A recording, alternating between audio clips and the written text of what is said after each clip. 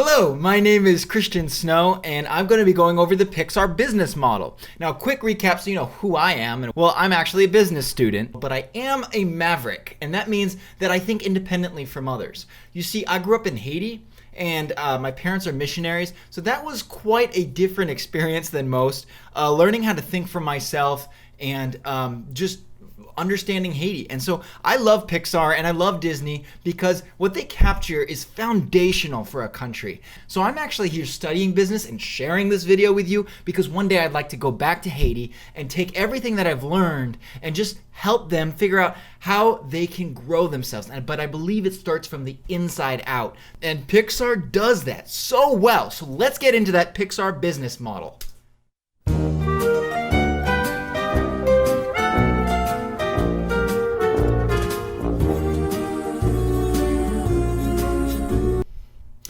Pixar actually began as just a computer division of Lucasfilms, and Ed Catmull here in 1979 had ordered some basic technology and began the very first exploration of visuals to put into a story through three-dimensional rendering.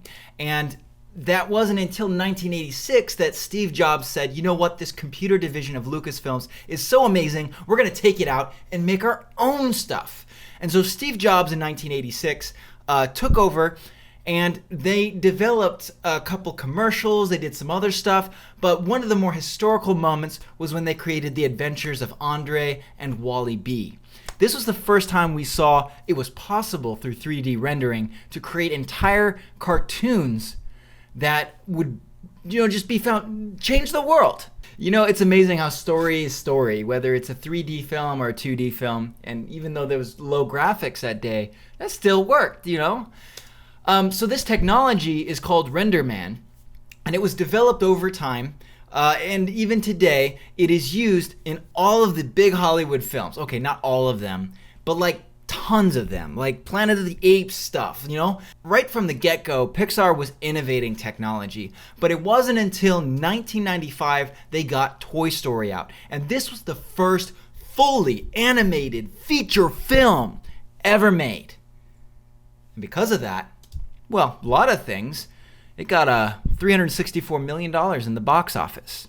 Now you add that to the fact that it's got 100% ratings by critics and Rotten Tomatoes, and that tells you got a killer story there, and one that Disney really liked. So they started distributing it for Pixar, and they continued to distribute for Pixar for a multitude of years. And it was in 2006 that they merged. Steve Jobs left to go back to Apple and save that company, and we begin to see the films we have today. Right now there are 21 Pixar Disney films. And so this is Pixar. Let's break it down through the 9 business models based on the business model canvas. And the first one is our customer segments. So who are Pixar targeting? Well, definitely families. I mean, that's red light if you don't put families down as a target market. I mean, you've got Brave, you've got The Incredibles, you've got the family in Coco. Like, everything is modeled around this idea. Even people who aren't necessarily family by bloodline, there's a sense of family throughout. And of course, I mean, they're part of Disney now, so that's gotta be in there because Disney targets parents. So they're also for 8 to 45 year olds, but they find it most focused on youth-oriented people. Now, there was a report based on statistics of 3 films, and it showed that if you were 18 to 24, you were 18% more likely to watch a Pixar film. They couldn't do measurements for kids because, labor laws and stuff. But you'll notice right as it reaches past 45, that's a 14% less likely chance. And just so you understand these reports, this isn't saying, this is taking into account the size of the population. So if it's a really big population or a really small one, that's all evened out to find out what you're more likely or less likely to do. One reason though, why would youth be well targeted is because, well, it is animation, it is a kids show, these kids are growing up and they're adults, but Pixar tends to tell stories with adult humor inside and storylines that have to do with adult themes. So, the third thing they target, and what I found unique, was that they're looking at the working class or the middle class, the blue collar worker sort of a vibe. This was also shown on the Quantcast report, where it was 7% more likely if you would watch a Pixar film if it was from the 0 to 50K range of your economic budget. If you go above that, then you're 3% less likely, and if you go past 100K, you're 10% less likely to watch a Pixar film. Now, there's also a clear theme throughout all their stories of people dealing with working class issues. I mean, obviously you have The Incredibles, but also think about Coco, which makes shoes, Ratatouille, which was about a common guy just trying to cook food in a kitchen. And of course, the best example is Monsters Incorporated, where they were brilliantly meshing family and work life together, but the whole drive of the story has got to do with factory ethics. Okay, so let's move on to the value proposition. Their biggest value, of course, is their films, but beyond that, let's look at what else we have, and that is the characters. These characters branch beyond the films to appear in all sorts of franchise merchandise and theme parks and all that stuff. But there's another part of this value proposition you might not have considered. That's their RenderMan technology. This is award-winning stuff. Like, when they made Monsters Incorporated, it was the first time you saw a fully furred character with 3 million pieces of hair. When they did The Land of Coco, that was 7 million lights that they used in the background of the dead scene when they're going through the land of the dead. RenderMan and Pixar promise you that you're going to see something that is absolutely spectacular and probably never been done before. And they combine that with the top talent that they can secure. These guys have been with Pixar for a long time. Pixar continues to find other top talent, but the point is, when you watch this film, it's going to be based on some of the best creative work of people in the world. So this is all that Pixar is offering you.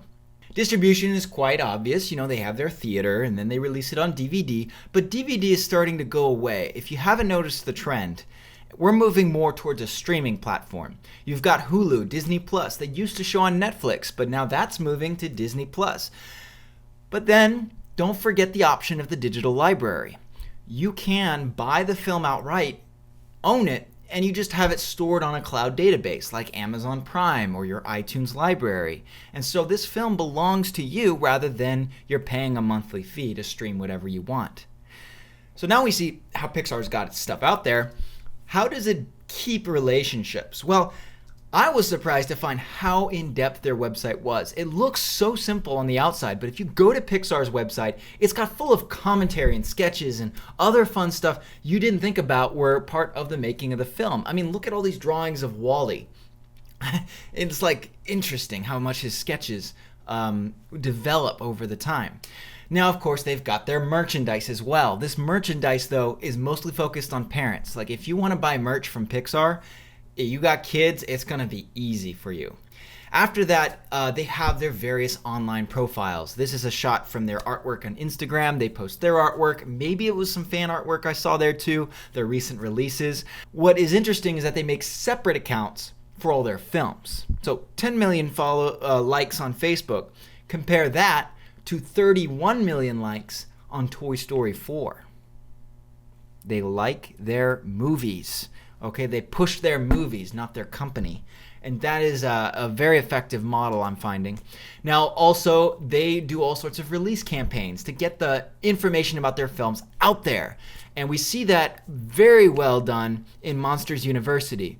For this one, during the time of the release of the film, they created an entire fake website. Okay, completely fake, but it showed the whole Monsters University from campus layout to admissions, all this stuff to make you feel like this university actually existed. Okay, beyond that, they've got their theme parks. You know, the Disney conglomerate is taking over all these memorable characters and getting them out there. And so you're going to see theme parks is a big attraction. You might see other things pop up with business brands, and you're going to see it on the Disney interactive website, where now you can play games with Ratatouille or Wall-E and all these other characters. But my personal favorite, and I think everybody has this, Your personal favorite is probably going to be customer. Let me do that again. Your personal favorite is probably going to be the Pixar shorts. Yep, that's right. The Pixar shorts. Whoa, how did you forget about that? I did not forget about that. Pixar shorts are probably the biggest thing that establishes our relationship with them. And I love the Pixar short Piper because it did exactly what it was supposed to do. The Pixar shorts are meant to give engineers and small teams a chance to practice their skills and then show it to the public so that everyone knows what's coming up. So these key activities, the first one is quite obvious, just produce animated films. Pixar films take about 5 years to make, and they're releasing one on average about every 14 months since 1995. This is on average. They're releasing them faster now. And so they've got about 4 projects going on at any given time. In pre-production, though, they're going to have to try to innovate new technology. That's kind of their pre-production mode, because you get issues like when Monsters Incorporated decided we have a story that needs a lot of fur. And so they had to innovate new technology to do that. And so you see in the screen here on the right bottom, you're going to see a bit of behind the scenes of making of Piper. Millions of grains of sand were used, and the red there shows you the grains of sand that were moving, and green is too. But each piece of sand was 5,000 polygons, not counting the amount of work that had to be done to texture those things. This was just sand. The amount of work that goes into innovating visual technology is actually spectacular, and this shows you where Pixar could be, in their next animated film. So beyond that, they have to develop stories. And this is Pixar's real bread and butter, is their ability to tell just a fantastic story all around, just every single aspect. But it happens through the brain trust. And you should really read a book called Creativity Incorporated. And this will really give you an idea of how the brain trust works. But I'm just going to show you a small excerpt from Ed Catmull. But the idea with the brain trust is that they are creating environments to get tons of ideas without stopping the director through constrictive limits. And it's this leading of the directors that makes Pixar's films so unique. Let's take a look. One of the things we realized is that the brain trust had no authority. They could not tell the director what to do. So when somebody else was directing, and now John is a member of it, he could not tell them what to do. I couldn't tell him what to do. Steve couldn't tell him what to do. And the consequence of that is that the director, the person responsible, was not coming into the room in a defensive posture. It's just there's no defense. There's plussing. So read the book, Creativity Incorporated. Okay, after that, something I don't really like the name of this, but I'm going to call it creative talent management. How do you get Pixar's amazing people and then retain them? They've even done videos talking about different ways that they keep themselves interested in the project and fun stories. If you've ever heard the one about shaving beards, it's hilarious. Look at Pixar behind the scenes stuff to get it. But how do they find them? How do they secure them? What are they looking for? Pixar is looking for innovators. And this is how Randy Nelson explains it best.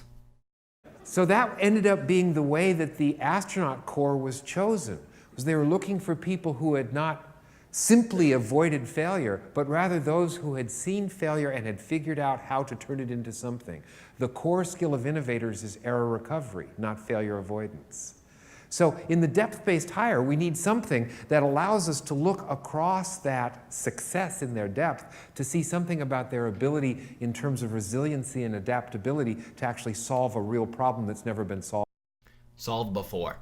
Okay, so you get the idea. To be able to manage creative talent, you have to go into it hiring people who are more interested in error recovery than failure avoidance.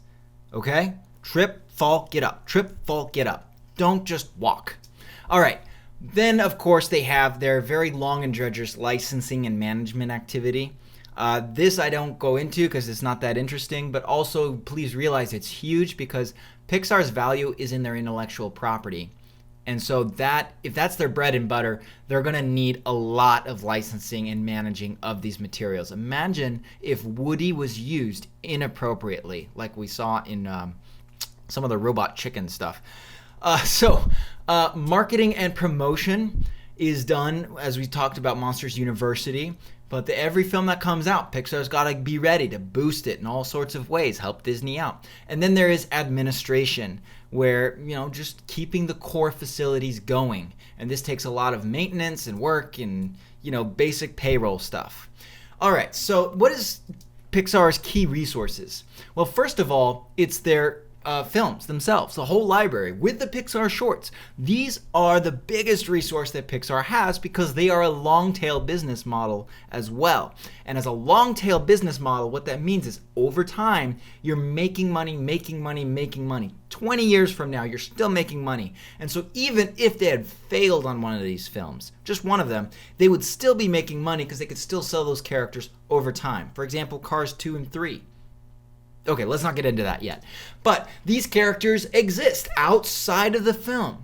Okay, these are franchisable. This is money. Wall-E is money. This piece of junk here. Because you look at him, he's not in the film anymore, but you feel it still, don't you? Do you feel it in his eyes? You have all these memories installed on you. And so just putting that on the slide right there gets you already feeling a certain way. That is monetizable, and that is entertainment business. So beyond that, one of their key resources is their campus. Now, the Steve Jobs building is that black roofed building you see there. They've got an amphitheater, they've got other buildings going on, but Steve Jobs building itself was specifically built for collaboration, and to this day it has worked. Take some look at it. Look at behind the scenes Pixar. You'll see just how effective this thing is at creating a work environment. And then, of course, the top talent that they keep holding on to or they keep finding for each of their films. Then you have the staff, and I couldn't find a number of how much staff are employed, but in 2011, I know there was about 1,200. That's a rough estimate. So today, maybe that is 1,600, maybe more. It's hard to judge, but it's over 1,000. Let's just say that they got to keep employed. But they're a huge resource because it's, legal department, engineering, animators, the whole shebang. After that, their resources, their social media, their websites, the millions of followers, the millions of likes. All they have to do is post something, and everyone's going to see it. That's got value to it. Now, let's get into the partners. There's a lot, okay? Just don't worry about this screen. This is just some of their major partners that I believe. I do not have inside access. I've never been to Pixar. I don't have any friends from Pixar.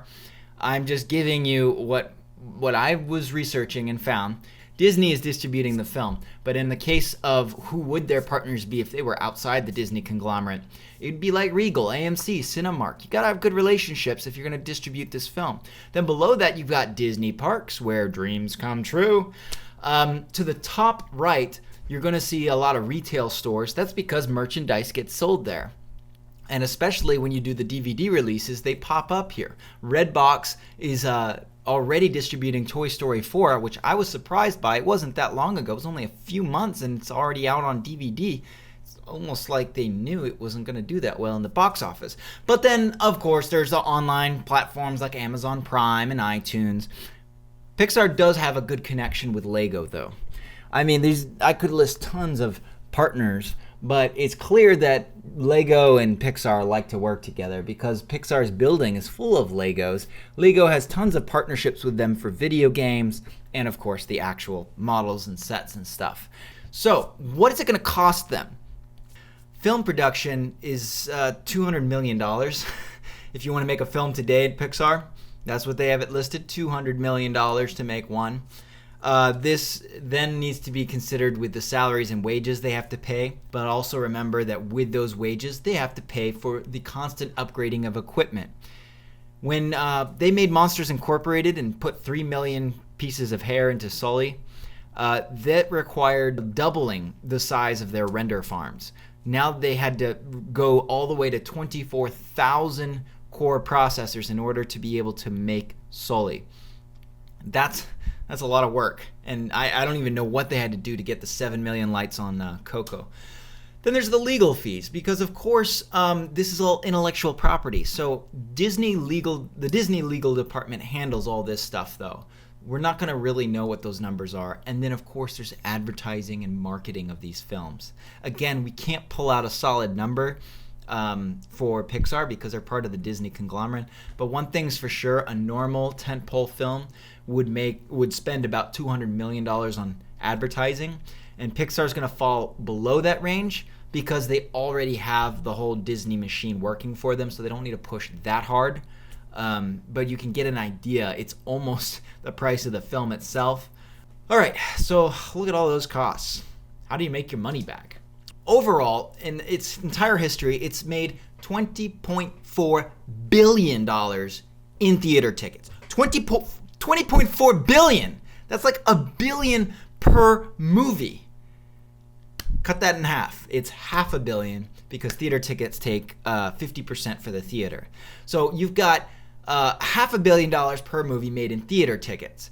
Then they sell the rights to cable. Then they sell the digital streaming rights, which is pay-per-view, video on demand. These are one-time purchases, one time. But then there's another digital streaming service where you could subscribe. Hulu, Netflix, Disney Plus is now trying to pull all the streaming together just on their platform. All right, so you know what I talked about, the long tail, like they keep selling for years and years and years. Well, that's where the franchise royalties are. They are still, in theme parks. They are still selling merchandise of the very first Toy Story film. Like, they can keep going on for years and years and years. I'm pretty sure A Bug's Life is somewhere on cable right now. And then, of course, there's their RenderMan technology, which they've decided to open up to the world. And you can buy a license today for $500, so somewhere around there. You could rent it for $5 a day. That's not bad, considering that major Hollywood films are using these licenses. So, RenderMan is pulling in some income. Not only are they innovating technology to produce their own films, but that technology is paying for itself. Okay, so what is my conclusion? You've got a run through of all 9 parts of the business model, and well, it's pretty clear that Pixar is making money. They are very successful at what they're doing, and I believe it is in large part due to giving the directors the power through the brain trust to tell their stories, and each story is so individually unique and amazing because of that. However, with the Disney conglomerate getting involved, we're seeing tons and tons of remakes. And these remakes are not doing so well. Whereas The Good Dinosaur was the only really original Pixar film that didn't get the same explosive success as we hoped. Cars 2, Toy Story 4, these things are they're not working as well. Disney wants to keep on making money off the franchise, when in reality what Pixar offers, their value proposition, is all about bringing something new. And something you got to understand about Pixar is that they don't engineer first and then they create the art. They create the art first and then they ask, how can we engineer it? So it's not going to continue making money if it doesn't give itself the freedom to be unique and creative and explode with new ideas like we saw with Coco instead of stuff like Toy Story 4. That's not to say, though, that targeting kids isn't smart. Okay, this is brilliant stuff because it carries through to the parents, and we're seeing these franchises now reach the young adults and bring them in because they saw these films as kids. These young adults also aren't just interested in the films themselves, they're having fun with the adult humor, the working class issues. Okay, so young adults are right in the middle of the kid and the parent. And Pixar, I feel like, is targeting them the most, even though the first pickup, the very first value proposition starts when you're 10 years old, 8 years old, watching Onward for the first time. So Pixar continues this, they'll keep making money. But to do that, they have to remember to keep innovating new stuff. And I can't summarize this best than through reciting Carl in their film called Up. Adventure is always out there.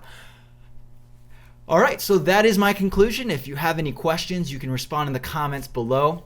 I do work in Haiti. I love Pixar. I love everything that this company is doing and creating culture, and I'd love to create the same culture in Haiti. Maybe we can't jump right into animation. Maybe we can, because animation is most expensive due to the cost of the salaries, the wages, the work, whereas in Haiti, that's the cheapest thing.